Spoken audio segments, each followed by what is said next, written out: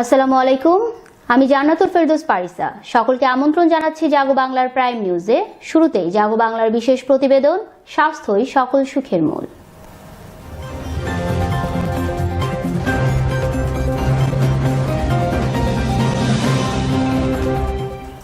আজ থাকছে মাখনের পুষ্টিগুণের উপর বিশেষ প্রতিবেদন।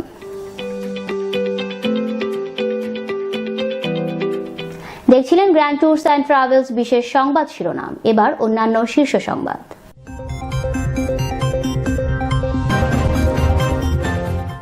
জানুয়ারিতেই দেশে করোনার টিকা পাওয়া যাবে বলে জানিয়েছেন স্বাস্থ্যমন্ত্রী জাহিদ মালেক।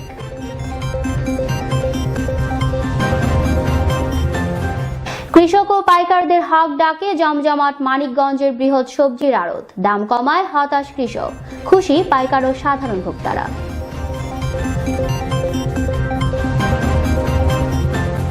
ভার্চুয়ালি নয়, সকল জল্পনা কল্পনার অবসান ঘটিয়ে শেষ পর্যন্ত চিরায়ত নিয়মে হতে যাচ্ছে ২১ বইমেলা।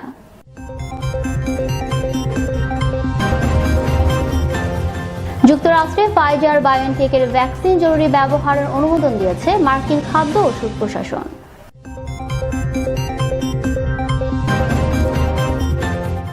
এবং আর্থিক সমস্যায় থাকার পরও ফেডারেশন কাপ ফুটবলে অংশ নেবে মুক্তিযোদ্ধা সংসদ ক্রীড়াচক্র। দেখছিলেন গ্র্যান্ড ট্যুরস অ্যান্ড ট্রাভেল সংবাদ শিরোনাম। এবারে বিস্তারিত সংবাদ।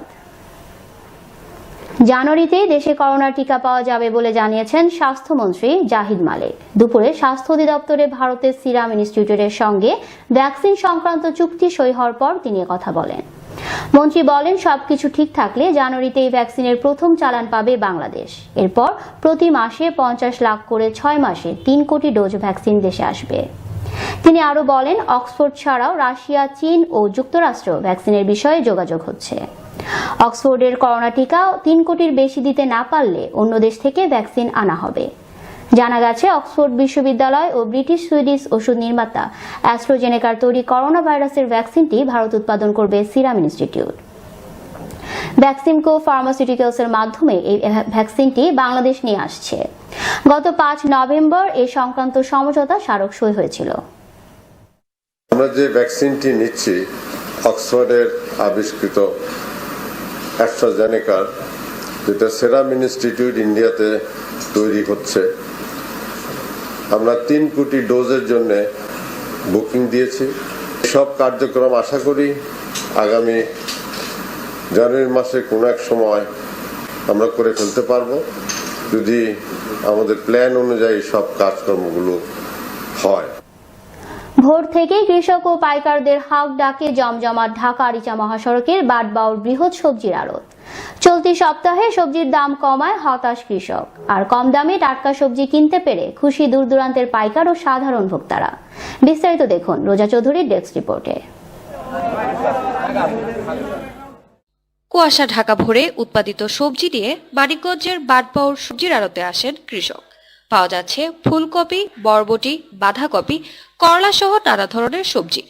এসব সবজি কিনতে ভিড় করেন দূর দূরান্ত থেকে আসা পাইকার ও ক্রেতারা। সবজির সরবরাহ ভালো, তাই দাম কমে আসায় কৃষকরা উৎপাদনের খরচ তুলতে পারছে না বলে দাবি তাদের। অন্যদিকে দাম নিয়ন্ত্রণে ও টাটকা সবজি পেয়ে খুশি পাইকার ও সাধারণ ভোক্তারা। দাম কমেছে, প্রচুর সরবরাহ হয়েছে সবজি এবং সবাই কিনতে পারছে। যদিও কৃষকরা টাকা কম পাচ্ছে, কিন্তু সাধারণ যারা ব্যবসায়িক আছে বা ক্রেতার সাধ্যের ভিতরে সবজিগুলা নিতে পারছে, যার কারণে আমাদের এই জায়গায় সবজিগুলো এতটা চাহিদা। সবজির দাম এত কম, এই উৎপাদন করে এটার ন্যায্য মূল্য পাচ্ছে না। তবে যোগাযোগ ব্যবস্থা ভালো হলেও পয় নিষ্কাশন সহ আড়তের নানা সমস্যার কথা জানিয়েছে আড়ত কমিটি। রাস্তাঘাটগুলো সংস্কার করা প্রয়োজন, তারপরে পাইকাররা গাড়ি পার্কিং করার জন্য যে জায়গার প্রয়োজন সেই জায়গার প্রয়োজন। এই সমস্যাগুলো সমাধান হলে এটা আমাদের জন্য অনেক সুবিধা হয়, ভালো হয়। প্রতিদিন এ আড়তে অর্ধ শতাধিক আড়তদার ও 5 শতাধিক পাইকারের মাধ্যমে 80 থেকে 90 লাখ টাকার সবজি বেচা কেনা হয়। রোজা চৌধুরী, জাগো বাংলা টিভি, নিউজ ডেস্ক। সকল জল্পনা কল্পনার অবসান ঘটিয়ে শেষ পর্যন্ত চিরায়ত নিয়মেই হতে যাচ্ছে বইমেলা। তবে বদলাতে পারে তারিখ, যা এখনো চূড়ান্ত নয়। রোববার জ্ঞান এবং সৃজনশীল প্রকাশক সমিতির সভাপতি ফরিদ আহমেদ গণমাধ্যমকে তথ্য জানান। এ প্রসঙ্গে তিনি বলেন, বইমেলা ভার্চুয়ালি নয়, চিরায়ত নিয়মেই হবে, তবে তারিখ পরিবর্তন হতে পারে। স্বাস্থ্যবিধি মেনে কিভাবে বইমেলা হবে তার একটি দিক নির্দেশনামূলক প্রস্তাব বাংলা একাডেমির কাছে জমা দেবে জ্ঞান ও সৃজনশীল প্রকাশক সমিতি, বাংলাদেশ পুস্তক প্রকাশক এবং বিক্রেতা সমিতি। বাংলা একাডেমির মহাপরিচালক হাবিবুল্লাহ সিরাজি ও মেলা উদযাপন কমিটির সদস্য সচিব ডক্টর জালাল আহমেদের সঙ্গে আলোচনা শেষে প্রকাশক সমিতির নেতারা এ তথ্য জানান। চলমান মহামারী করোনা ভাইরাসের কারণে এবারের বইমেলা ভার্চুয়ালি করার পরিকল্পনা ছিল। এবার জাগো বাংলার বিশেষ প্রতিবেদন, স্বাস্থ্যই সকল সুখের মূল।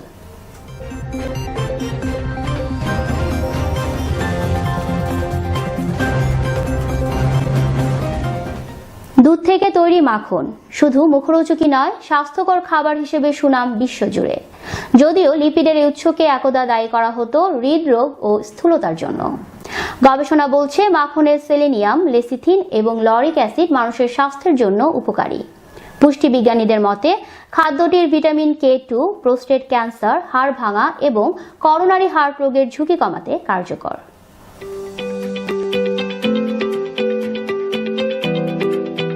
সাধারণত দুধ বা দুধের প্রক্রিয়াজাত ক্রিম থেকে তৈরি হয় মাখন, পরিচিতি দুগ্ধজাত বা দুধের পণ্য হিসেবে।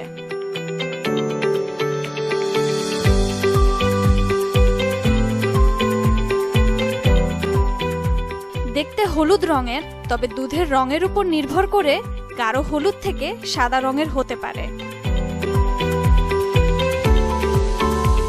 খাবারের স্বাদ বাড়াতে বিকল্প নেই স্বাস্থ্যকর চর্বি জাতীয় উৎসটি, আর তাই পুষ্টিতে ভরা মাখন সকালের নাস্তায়, পাউরুটি বা স্যান্ডউইচের সাথে খেয়ে থাকেন অনেকেই।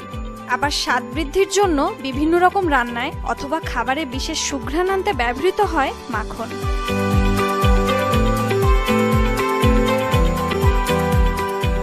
গবেষণা বলছে মাখনে আছে বিটা ক্যারোটিন, পলিকুইনন, টোকোফেরল, কোবালামিন ও ভিটামিন ডি। আছে আয়োডিন, সেলেনিয়াম, লেসিথিন এবং লরিক অ্যাসিডের মতো কার্যকরী খনিজ উপাদানও। বিজ্ঞানীরা বলছেন অ্যাক্টিভিটর এক্স নামক যৌগ থাকে মাখনে, যা দেহকে অত্যাবশ্যকীয় খনিজ উপাদান শোষণে সাহায্য করে কাজ করে ক্ষুধা কমাতে। থাকে ভিটামিন K2, যা চর্বিকে দ্রবণীয় করার পাশাপাশি প্রোস্টেট ক্যান্সার, হাড় ভাঙা এবং করোনারি হার্ট ডিজিজের ঝুঁকি কমায়। আছে অ্যারাকিডোনিক অ্যাসিড, যা মস্তিষ্কের কর্মক্ষমতা বৃদ্ধিতেও কাজ করে। মাখন এর সাধারণত ভিটামিন A, D এবং E থাকে, ফলে দেহে ক্যালসিয়াম শোষণে সে অত্যন্ত সহায়তা করে। আর বিশেষ করে মাখনে ভিটামিন K2 থাকে। K2 থাকার ফলে আমাদের ধমনীতে রক্ত জমাটে সে বাধা দেয়। এই জন্য দেখা গেছে যে প্রোস্টেট ক্যান্সার এবং হার্ট ডিজিজের ঝুঁকি সে হ্রাস করতে সহায়তা করে। মাখনে আছে লিনোলেইক অ্যাসিড, যেটি শরীরের বিপাক কাজ সহজ করে রোগ প্রতিরোধ ক্ষমতা বাড়াতে কাজ করে। এছাড়াও থাকে অ্যান্টিঅক্সিডেন্ট, যা ফ্রি রেডিকেলের ক্ষতি থেকে দেহকে রক্ষা করে। বিভিন্ন গবেষণায় পাওয়া গেছে মাখনে কোলেস্টেরল জাতীয় খাবার পরিপাকের জন্য গুরুত্বপূর্ণ উপাদান লেসিথিন রয়েছে, যেটি শিশুর মস্তিষ্ক ও স্নায়ুতন্ত্র গঠনে সাহায্য করে। এটা মনে রাখতে হবে যে মাখন একটি চর্বি জাতীয় খাবার। এই জন্য দেখা গেছে গবেষণায় যে যারা 12 গ্রাম পরিমাণ মাখন নিয়মিত খায় তাদের টাইপ 2 ডায়াবেটিসের সম্ভাবনা বহুলাংশে বেড়ে যায়। মাখনে উচ্চমাত্রার বিটা ক্যারোটিন থাকে, যেটি অবদান রাখে চোখের সুরক্ষায়। আছে ভিটামিন E, যা ত্বকের স্থিতিস্থাপকতা রক্ষা করে কাজ করে প্রাকৃতিকভাবে ত্বক উজ্জ্বল করতে। প্রতি 100 গ্রাম মাখনে থাকে 717 ক্যালোরি। এবার আন্তর্জাতিক সংবাদ।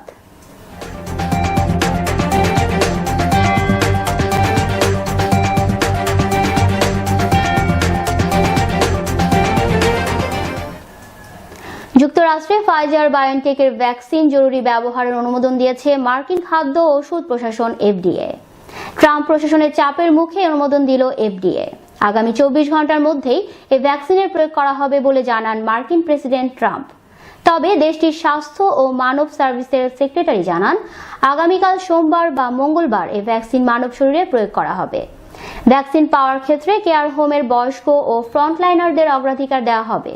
প্রথম ব্যাচে যুক্তরাষ্ট্রের জন্য প্রায় 65 লাখ ডোজ ভ্যাকসিন দিতে প্রস্তুত ফাইজার। যা দিয়ে 30 লাখ মানুষকে প্রয়োগ করা যাবে। এদিকে যুক্তরাষ্ট্র ইতিমধ্যেই ফাইজার বায়োনটেকের এই ভ্যাকসিনের প্রয়োগ শুরু হয়েছে, আর বাহরাইন, কানাডা ও সৌদি আরবে ভ্যাকসিনটি প্রয়োগের অনুমোদন দেওয়া হয়েছে। এবার খেলার সংবাদ।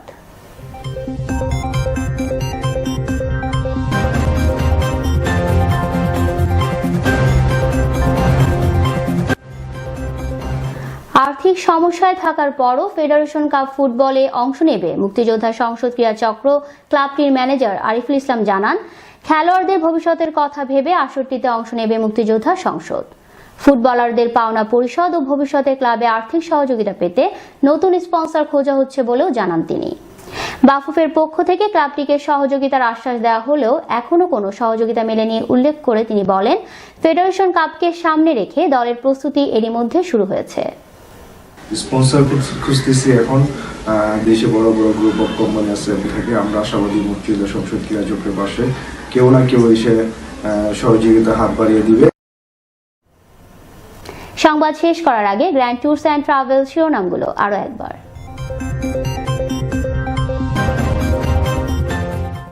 জানুয়ারিতেই দেশে করোনার টিকা পাওয়া যাবে বলে জানিয়েছেন স্বাস্থ্যমন্ত্রী জাহিদ মালেক।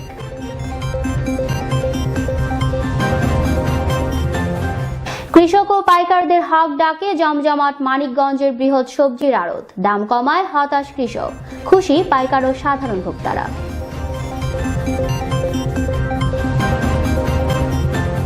ভার্চুয়ালি নয়, সকল জল্পনা কল্পনার অবসান ঘটিয়ে শেষ পর্যন্ত চিরায়ত নিয়মে হতে যাচ্ছে 21 বইমেলা।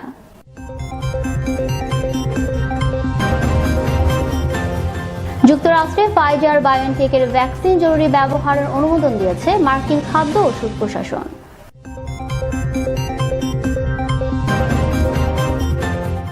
এবং আর্থিক সমস্যায় থাকার পরও ফেডারেশন কাপ ফুটবলে অংশ নেবে মুক্তিযোদ্ধা সংসদ ক্রীড়া চক্র।